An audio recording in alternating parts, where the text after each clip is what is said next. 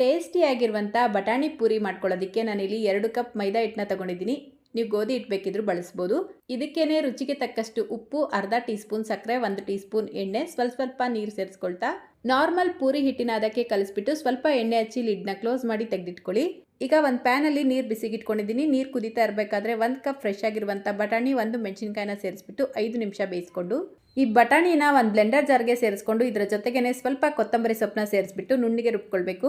ಈಗ ಒಂದು ಪ್ಯಾನ್ಗೆ 2 ಟೇಬಲ್ ಸ್ಪೂನ್ ಎಣ್ಣೆ, 1/4 ಟೀ ಸ್ಪೂನ್ ಕಲೋಂಜಿ ಬೀಜ, 1 ಚಿಟಿಕೆ ಸೋಂಪು ಕಾಳು, 1/4 ಟೀ ಸ್ಪೂನ್ ಶುಂಠಿ ಬೆಳ್ಳುಳ್ಳಿ ಪೇಸ್ಟ್ ಸೇರಿಸ್ಬಿಟ್ಟು ಫ್ರೈ ಮಾಡಿಕೊಂಡು ರುಬ್ಬಿಟ್ಕೊಂಡಿರುವಂಥ ಪೇಸ್ಟು ಮತ್ತು ರುಚಿಗೆ ತಕ್ಕಷ್ಟು ಉಪ್ಪು, ಸ್ವಲ್ಪ ನೀರು ಸೇರಿಸ್ಕೊಂಡು 5 ನಿಮಿಷ ಇದನ್ನು ಚೆನ್ನಾಗಿ ಫ್ರೈ ಮಾಡ್ಕೊಳ್ಳಿ. ಈ ರೀತಿ ಗಟ್ಟಿ ಆದಮೇಲೆ ಚಿಕ್ಕ ಚಿಕ್ಕ ಉಂಡೆಗಳಾಗಿ ಮಾಡಿಟ್ಕೊಂಡು ಈ ಪೂರಿ ಹಿಟ್ಟನ್ನ ಮತ್ತೆ ಒಂದ್ಸಲ ಚೆನ್ನಾಗಿ ನಾದ್ಕೊಂಡು ಈ ರೀತಿ ಚಿಕ್ಕ ಚಿಕ್ಕ ಉಂಡೆಗಳಾಗಿ ಮಾಡಿಕೊಂಡು ಜಸ್ಟ್ ಈ ರೀತಿ ಫ್ಲಾಟ್ ಮಾಡಿಬಿಟ್ಟು ಇದರ ಮಧ್ಯಕ್ಕೆ ರೆಡಿ ಮಾಡ್ಕೊಂಡಿರುವಂಥ ಸ್ಟಫಿಂಗ್ನ ಇಟ್ಟು ಸೀಲ್ ಮಾಡಿಕೊಂಡು ಸ್ವಲ್ಪ ಮಂದವಾಗಿ ರೋಲ್ ಮಾಡಿಕೊಂಡು ಚೆನ್ನಾಗಿ ಬಿಸಿಯಾಗಿರುವಂಥ ಎಣ್ಣೆಗೆ ಹಾಕಿ ಫ್ರೈ ಮಾಡಿಕೊಂಡ್ರೆ ಸಖತ್ ಟೇಸ್ಟಿಯಾಗಿರುವಂಥ ಬಟಾಣಿ ಪೂರಿ ರೆಡಿ ಆಗುತ್ತೆ.